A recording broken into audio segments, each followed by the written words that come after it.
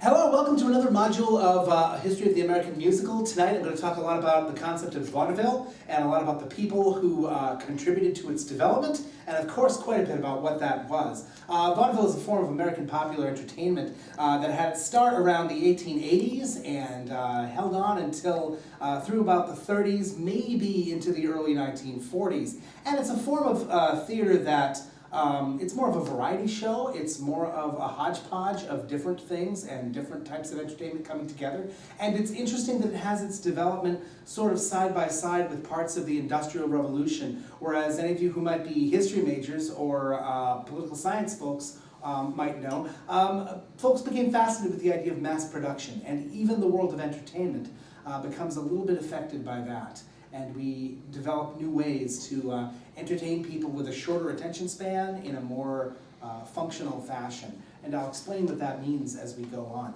There are a number of people that I want you to be a number of names I want you to remember and people you'd want to be familiar with.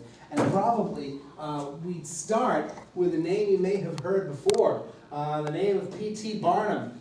Phineas T. Barnum, you might associate with the circus, with the person who was one part of the Barnum and Bailey Circus, or Ringling Brothers Barnum and Bailey Circus. The American circus, the idea of a traveling temporary entertainment moving from town to town, and all of the traditions that we associate with that, it's a little bit different from the European circus. We have animals, most European circuses did not. We have a sense of almost this hucksterism, this sort of almost sideshow mentality, and a lot of that comes to us from Barnum, who lived from 1810 to 1881. The phrase, I never give a sucker an even break, or the idea there's a sucker born every minute, these kind of things come to us, yes, from Barnum, who was just a master showman. Certainly not the only thing he did. He served several terms in the U.S. Congress. He was a humanitarian, he was a philanthropist, but what we remember most for was the sort of showy hoaxes that sometimes both captivated America and at the same time fooled a lot of America. An example of that might be something we call the Cardiff Giant. I think the story of the Cardiff Giant is probably a great way to explain how Phineas T. Barnum liked to do business. Picture this. He had come across a Bible passage that said there were giants in the earth in those days, referring to ancient history. And that was enough to inspire him for an idea. He had a giant statue, and by giant I mean, roughly 10 feet. Of a man in repose, a very, very large person. He had it built out of a number of elements that he knew would corrode slightly. And under dark of night, he had it buried in upstate New York, just outside of Cooperstown, New York. And later staged an excavation where people were digging and they found these supposed remains of this incredibly disproportionately large man. At first, of course, Barnum had planted him there, quite literally, ahead of time. But at first, this throws theories of evolution and history and everything into chaos. This is an important scientific find. And he charged people money to come out and to see this Cardiff Giant found in Cardiff, New York, the official little town where he buried him. When later it was discovered, hey, we ought to carbon date this thing. Maybe we should see if it's really a guy and what's going on with it. And he submitted to that and, of course, was debunked. He then charged the public money to come and see how the hoax was perpetuated.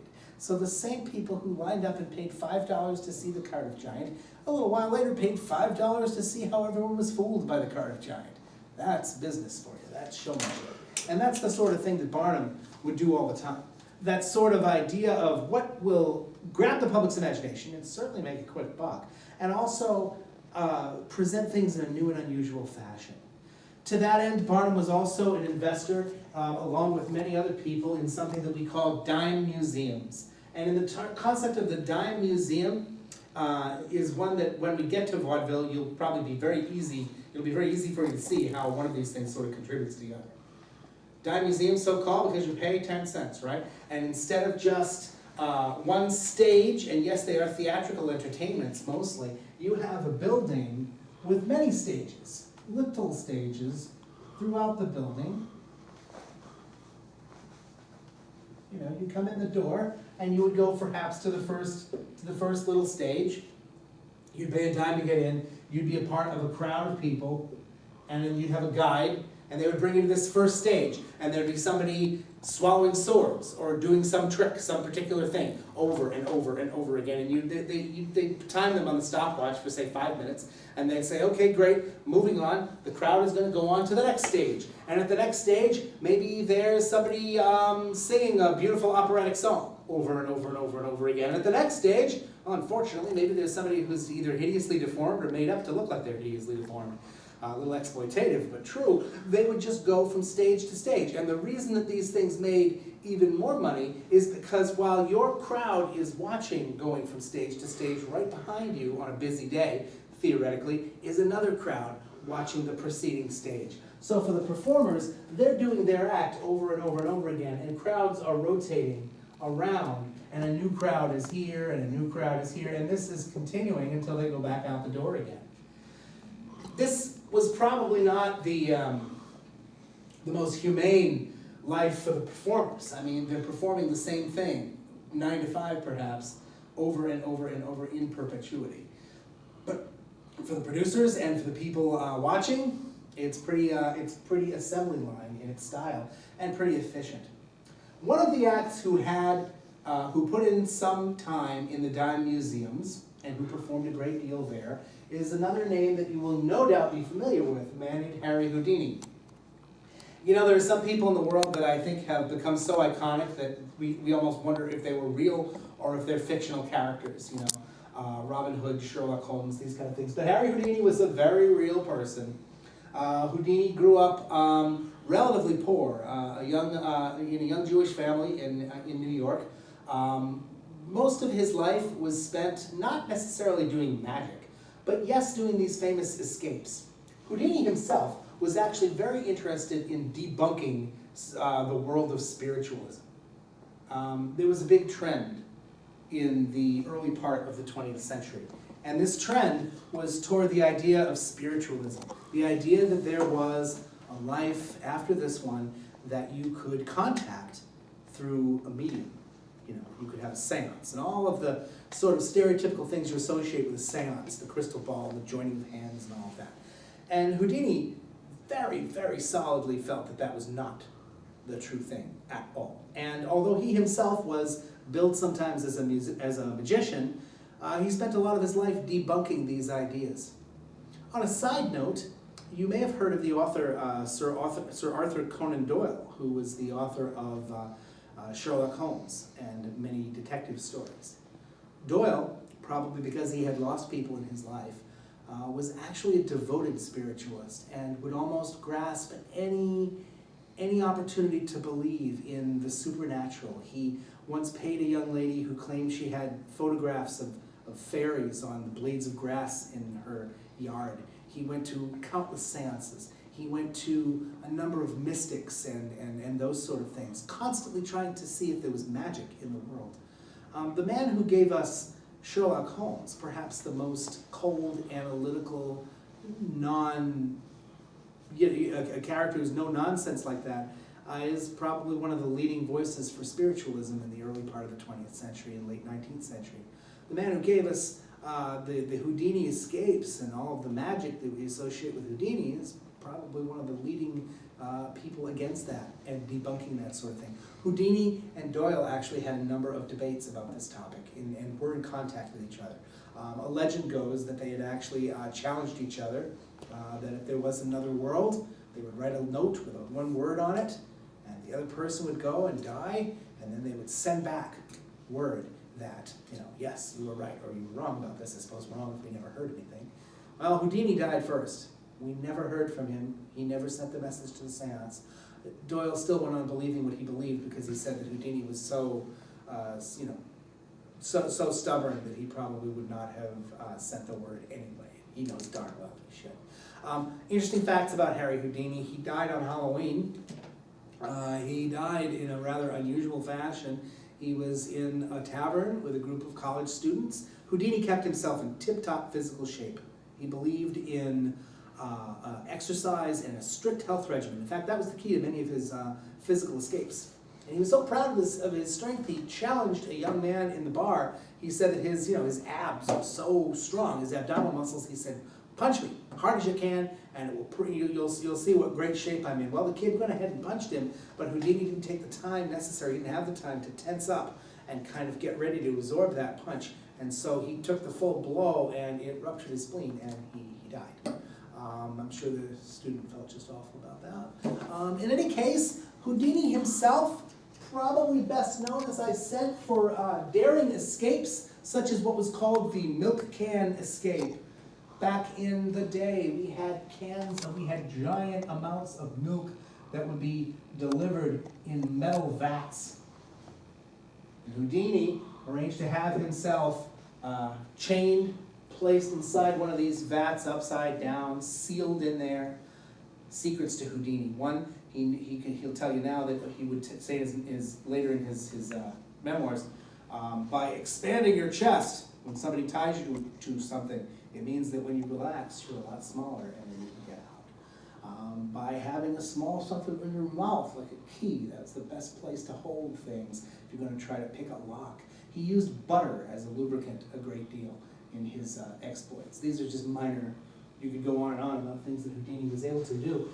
In the dime museums, Houdini would do his bits, and he would be given his allotted 5 minutes of time, and he would be very ambitious and say, I have more than this. I have enough to fill 2 hours on my own. I think people are really interested in what I have to do, and say, I should be given this full stage. And eventually, he would move into New York and into doing full 2-hour productions of just his work. He would also star in a number of very early films.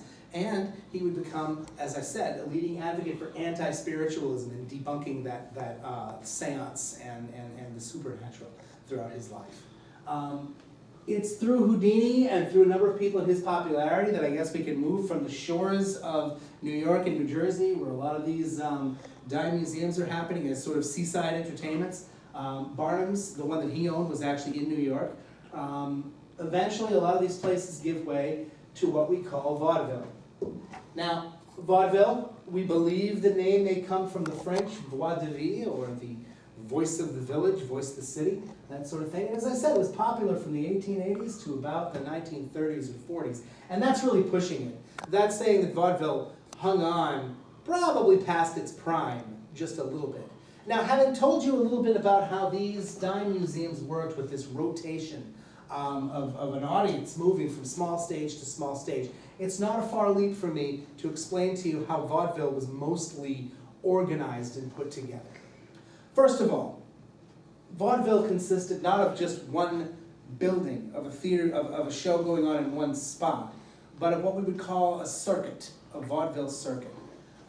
The czars, just like Russian czars, would have, let's say, an office someplace central to the whole thing, let's say New York.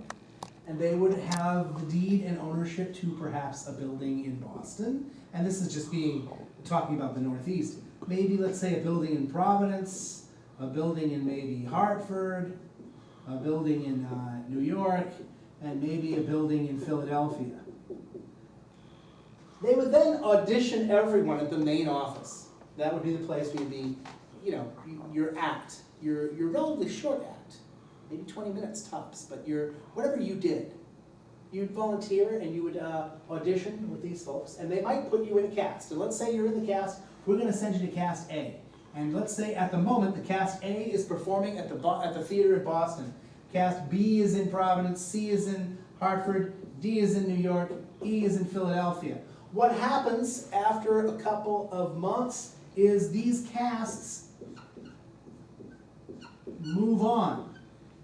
The cast in Boston moves to Providence. The cast in Providence moves to Hartford. Everybody moves in a circuit. The show itself is more of a variety show. It doesn't have a plot. It doesn't have a story, as you would consider one continuous musical. Instead, it's a series of vaudeville acts. And these acts travel in a cast from city to city. And while they travel, they fight not to be put at the end of the show, like some concerts you go to today. The act at the very end is probably the one you came to see. In vaudeville, you wanted to be at what they call the top of the bill. Probably because your audience was either too drunk or literally had gone home by the time the stuff at the bottom of the bill would perform. There would be a master of ceremonies, an MC of some kind, who would introduce each new act. There would be a live orchestra. The orchestra, interestingly, would be rooted in one spot. The Boston Orchestra lived in Boston, and when you got to Boston with your cast, you would bring your sheet music to the Boston Orchestra and not have a whole heck of a lot of time to go over it, and they would, they'd practice it as best they could and put your show together. You might notice there's not a whole heck of a lot of going home in this. Also, when you were part of a vaudeville circuit, very frequently your hotel bill and your food and your transportation, not that you could do without these things anyway, would be deducted from how much you would be paid to work on the vaudeville circuit. So in exchange for being a vaudeville performer, you are going from city to city to city, but in some cases you don't have an address. You don't have a bank account, and if you travel with enough of these people in close quarters, sometimes little baby vaudevillians come along, what you might call a Broadway baby, and those people are born and pretty much brought up by the troupe and taught how to sing and dance and taught hopefully how to read, but not necessarily enrolled in a permanent home or a location. Some of this would change around 1919. During the 1919-1920 season came the Great Actors' Strike, and we're going to talk about that in a minute. The Actors' Strike, basically, all the actors from these vaudeville houses and from various Broadway and live theater across the country refused to perform until these folks, these producers, recognized certain rights that actors and performers needed to have. And to do that, they formed something which we call now Actors' Equity.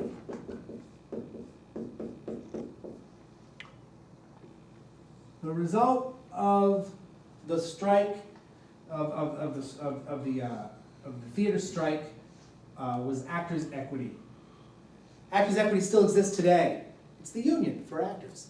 It says that if you are being paid to perform, or even to do tech work, although they have a separate union, basically you get breaks. You have to have you can only work a certain amount of time.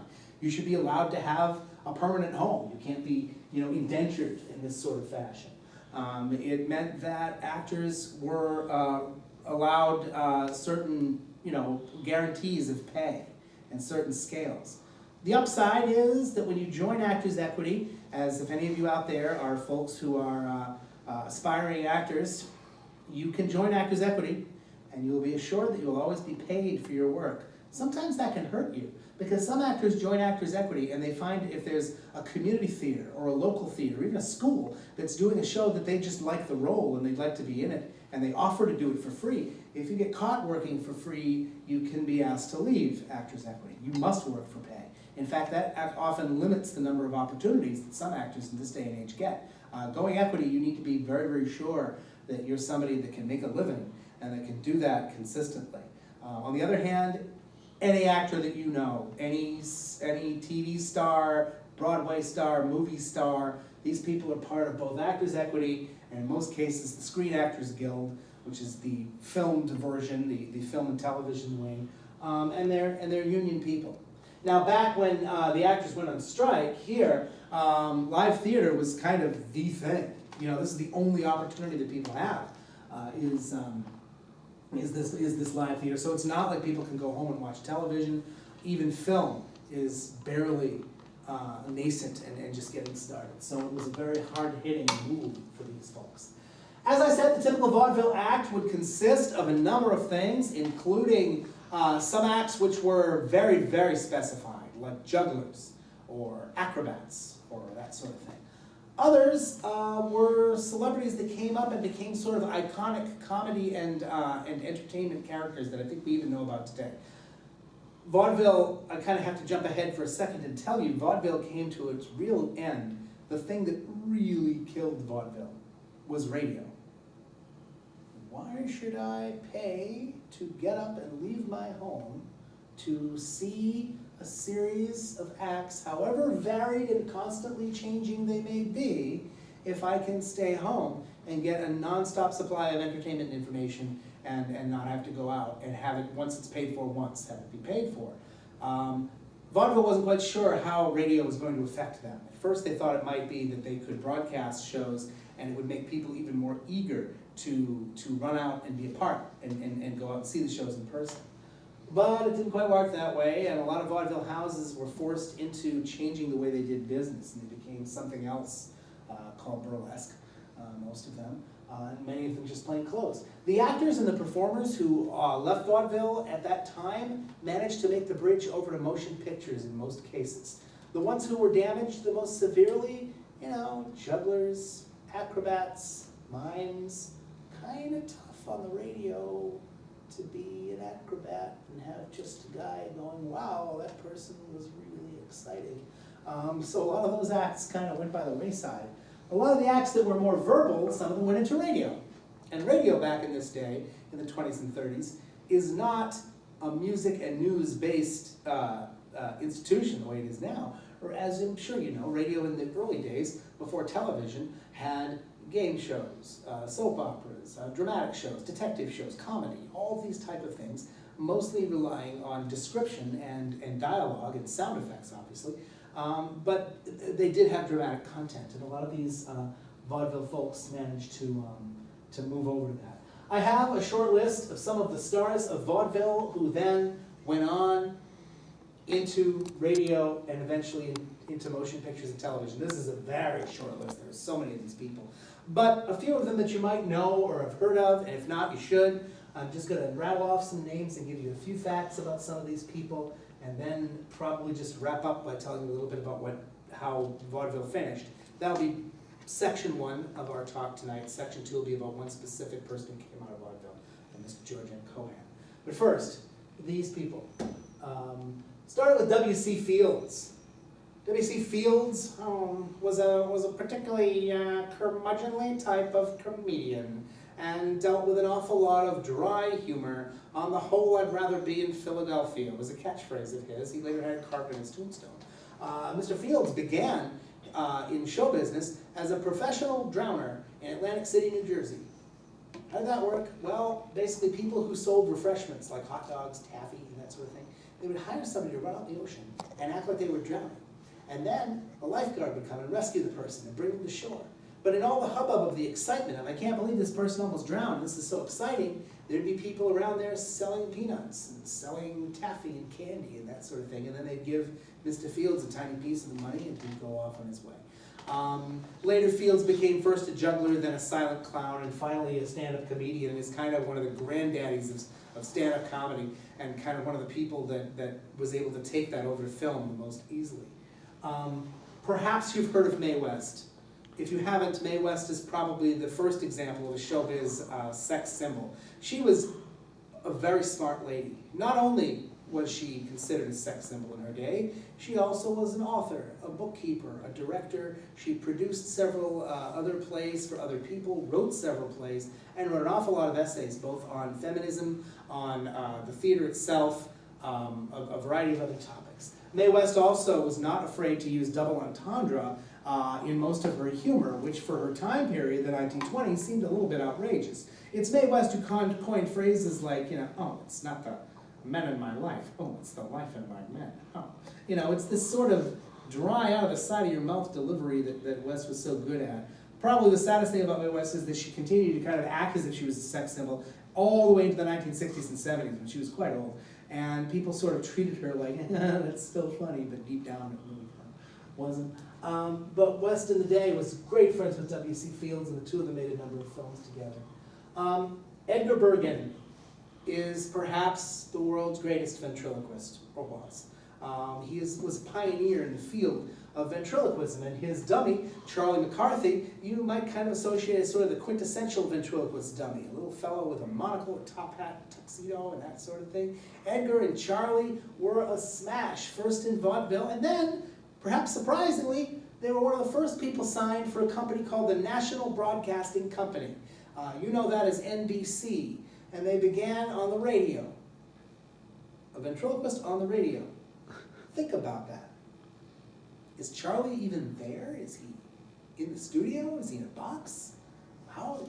In any case, people were still fascinated with Edgar and Charlie, and they carried on for decades as one of the most successful broadcast shows ever. They had some of the highest ratings in the early days of NBC, and had all sorts of popular guest stars, all the way up into the 1950s and 60s. They would continue performing in that way. Underneath them, you see I've listed Fred and Adele Astaire. Okay, so Adele Astaire was Fred Astaire's sister. Fred Astaire was probably one of the greatest dancers in entertainment history. You might argue it's either Astaire or Gene Kelly, depending on your tastes. Fred Astaire used to give demonstrations of ballroom dancing as his vaudeville act with his sister. And when vaudeville began to wrap up and he went over to Metro-Goldwyn-Mayer, or MGM, a lot of folks said, well, we don't have a lot of movies about a guy dancing with his sister. You want to perhaps find a new partner. You want to find, perhaps most famously, a woman named Ginger Rogers to become his partner, who herself was a brilliant actress and go on to have a number of successful films both with and without him. Adele Astaire retired to raise a family. Fred Astaire's audition later, the first time he auditioned for Metro-Goldwyn-Mayer, he found the sheet with the notes and stole it off of the person's desk and kept it forever as motivation for himself. Because the notes said, bald, unattractive, can't act, can dance a little. And he took that and kept it and decided he'd spend the rest of his career trying to prove otherwise. The Marx Brothers, as you may know, had a tremendously successful run in Hollywood and on stage. They did begin on vaudeville stages. Groucho Marx, his real-life brothers, who were nicknamed Harpo and Chico and Zeppo. Harpo Marx never spoke. That was his bit. He had a big, curly, crazy, blonde-haired wig and a horn. The story goes that coming back to this business of being, they were part of this rotating cycle, and they would be put up in some hotels. Very frequently, those vaudeville people were famous for saying, well, I'll give you your check and they'll be waiting for you at the next hotel. That would keep you employed. You couldn't get away. They got to the next hotel and it was not, their checks weren't available. And throughout the stay there, they were promised the checks, they never came. And on the way out of that place, according to Groucho, Harpo stood up and shook his fist and said, I hope this place burns to the ground. And it did. And so he said, maybe I shouldn't talk from now on. And he never spoke on stage again, although he could talk. Groucho Marx, for what it's worth, I'm sure you've seen all of the bits of Groucho Marx, you know. Like I said, pardon me, is your voice trained? Could you train it to go away? Marx did not actually have a mustache. He used makeup on his face. He later would have a very successful career both as a television host on a popular program called You Bet Your Life, as a movie star, as an author of a number of books. Marx was quite a character himself and was sort of the lead character in the Marx Brothers. Between them, the four, and eventually three, as one of them, Zeppo Marx, kind of stepped aside, would form an alliance that would create some of the great Hollywood films, madcap comedy films of the 1930s. And if you haven't seen Duck Soup or A Night at the Opera or Animal Crackers, I strongly recommend those films. They're just an awful lot of fun. But in any case, these folks managed to get out of vaudeville as it was falling apart and go into film. Other people retired. And the buildings themselves, in our case here in Boston, the places that held vaudeville were just outside of where Chinatown and the Theater District are right now. Some of them fell into something that we call burlesque. Now, burlesque is a word in theater history. There seem to be some words that mean lots and lots of things to lots and lots of people. And in this case, burlesque, as it applies to vaudeville or to the next stage after vaudeville, as radio was slowly killing off the variety show and slowly killing off that form of family entertainment, you could no longer count on families to come in with, say, a few bucks and buy their ticket and stay for the entire time. Instead, well, if there's one thing we cannot do over the radio, well, two things. One, it's have scantily clad performers, and two, have them telling racy or dirty jokes. And a lot of burlesque at that time frame was not outright, these places didn't become strip clubs. There wasn't outright disrobing of clothing. But there was a lot of very suggestive humor.